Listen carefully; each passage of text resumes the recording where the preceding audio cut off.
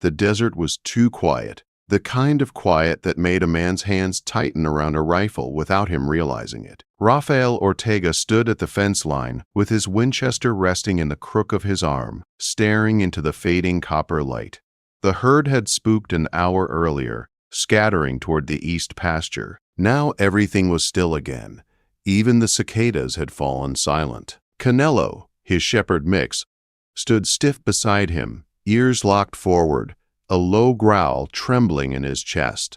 Raphael knew that sound. The dog didn't growl at shadows. Something had moved out here, something bold or desperate. For a long minute, the only movement came from the shadows stretching across the sand like long, dark fingers.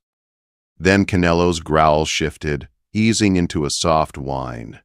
Whatever danger had been stalking the herd was gone now. Raphael slowly lowered the rifle. "Good boy," he murmured, his hand brushing the dog's fur. The air smelled of dust, heat, and a faint salt from the Sea of Cortez miles away. His father used to say the wind out here carried the stories a man tried to forget. Raphael believed it. He was 35, and the land had shaped every bone in his body. He turned toward the house, a scatter of weathered adobe buildings sitting alone in the vast stretch of Baja desert. No neighbors, no help, no one to hear trouble if it came. Inside, he hung the rifle on its rack and lit the lamp.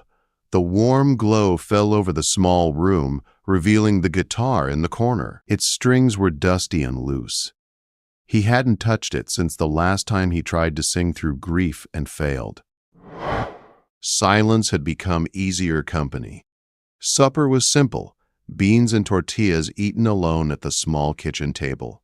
He washed the plate, stepped onto the porch, and watched the sky fade from copper to deep indigo. Stars pricked through the darkness, and the wind started to whisper through mesquite branches. It carried something else too, a sense of movement, trouble on the road. His nearest neighbor, Don Mateo, hadn't visited in weeks, but the old man's warning kept replaying in Raphael's head. 3 men riding south, took a trader's goods, asked about ranches with a lone man running them. Raphael didn't scare easy, but warnings like that had a way of settling into a man's bones. The next morning came cold and gray. Raphael rose before the rooster crowed, pulling on boots worn smooth by years of work. He milked the cows in the cool stillness, Canelo pacing beside him, alert but calmer than the night before. By midday, the sun beat down so hard the barn's shadow felt like mercy. Raphael drank warm water from a tin cup, wiping sweat from his brow. Then came the sound. Hoofbeats, slow, steady, coming up the road. He stepped out from the barn as Don Mateo's gray mare came into view. The old man rode up and swung down, eyes sharp as ever. "You look like a man expecting trouble," Mateo said. "Just keeping watch," Raphael replied. "The herd was restless last night." Mateo nodded. "Could have been coyotes. Could have been worse."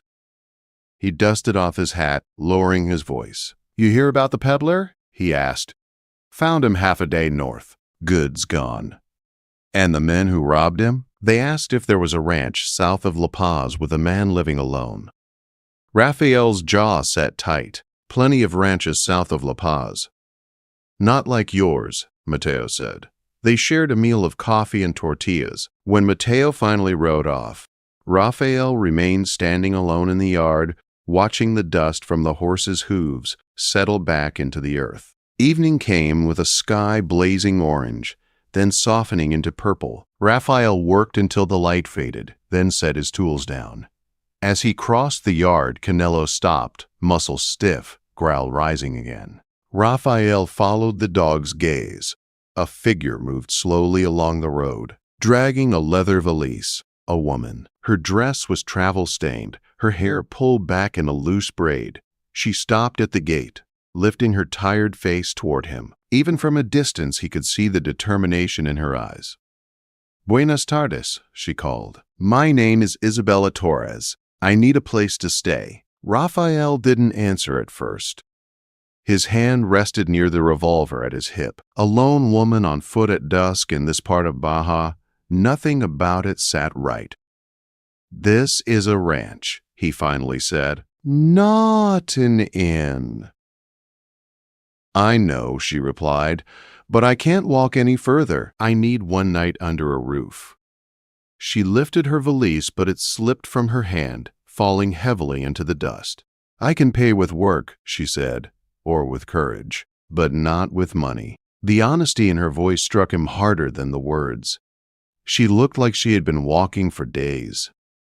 Dust clung to her braid. Sunburn reddened her cheeks, but her eyes did not waver.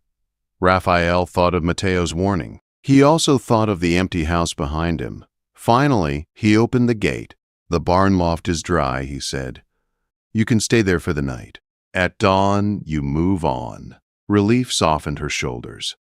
Gracias, Señor Ortega. She stepped through. Canelo sniffed her boots, still wary but calmer. As Raphael led her to the loft, the lantern light flickered over her face. She moved with a quiet grace that didn't match the dust on her dress. When she thanked him again, her voice carried something heavy beneath the surface. Something she wasn't ready to say. Raphael didn't ask, not yet.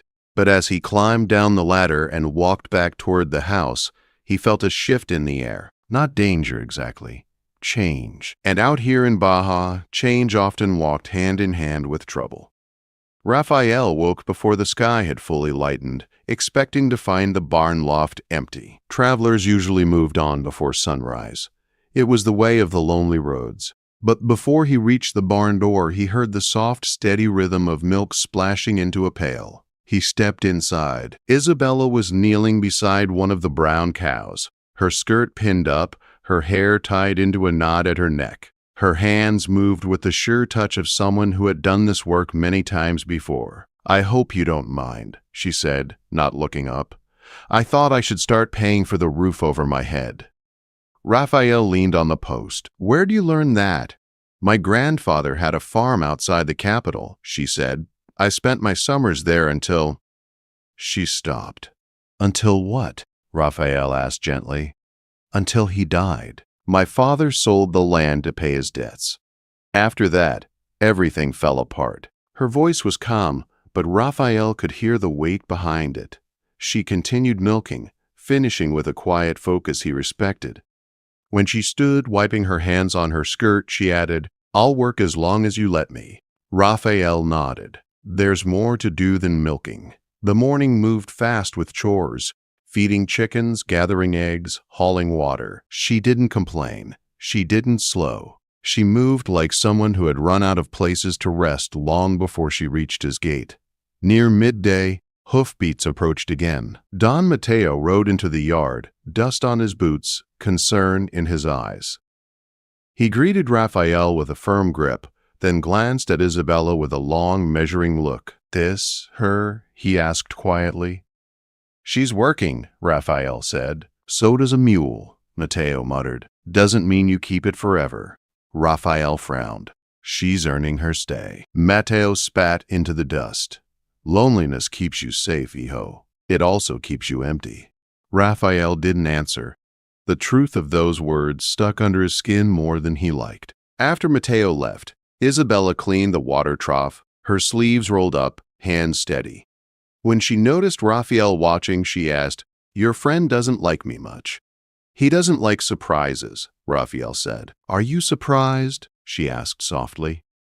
He didn't respond. Not because he didn't have an answer, because he had too many. That evening, they sat on the porch with 10 mugs of coffee. The sunset bled red across the desert, turning the sky into a sheet of fire. She told him about the markets of Mexico City, the smell of roasting corn, the music that filled the plazas. Her voice carried pieces of a life she had lost, one too full of noise and pain. He told her about the ranch in better years, before drought, before burial, before he learned how quiet a house could become. The silence between them didn't feel heavy anymore. It felt steady. Just as the last of the light faded, a fence post groaned and split in the wind. Raphael stood. We'll fix it in the morning. She looked at the broken post, then back at him. If trust is a fence, she said quietly, then let me help you build it. Her words stayed with him longer than the sound of the wind. The next morning came cold and gray. She was already in the yard with wire looped over her shoulder. They repaired the fence side by side, Canelo trotting between them. She held the post steady, hands braced firm against the earth. "Strong enough to keep the cattle in," she said, "and strong enough to slow down anyone trying to cut through," Raphael added. She looked over. "You think the men Mateo warned you about will come this way?" He didn't lie. "It's possible." By noon, the fence stood tall again, and they walked back toward the barn. Their boots fell into the same rhythm without them trying. Later that week, the days found their rhythm too. She made coffee before sunrise on the phone. They worked the land together. She asked questions about cattle. He found himself answering more than he expected. The house felt different with another voice inside it, lighter, fuller, warmer. Even the dog seemed to approve, often lying at her feet as she worked.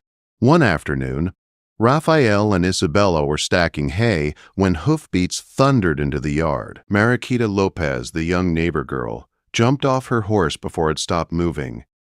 "They hit a trader near Arroyo Seco," she said breathlessly. 3 men. Took everything. One of them asked if there was a ranch south of La Paz with a woman on it. Raphael stiffened. "How far?" he asked.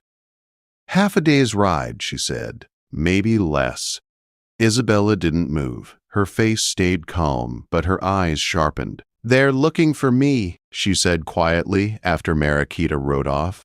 "The man I ran from, he doesn't forget. He doesn't forgive." Raphael stepped closer. "You're safe here. You don't know what he's capable of." "I know enough," Raphael said. "And we'll be ready." That night they ate supper in silence, both thinking of fences and shadows and men who rode with cruel intentions. When they sat on the porch, the dusk wrapped around them like a thin veil. Canelo stayed close, alert. "I didn't come here to be saved," Isabella said, her voice steady. "I came to stand beside you." Raphael looked at her in the soft lamplight. Something in him, something silent and stubborn, softened. She rose, crossing the yard to the barn.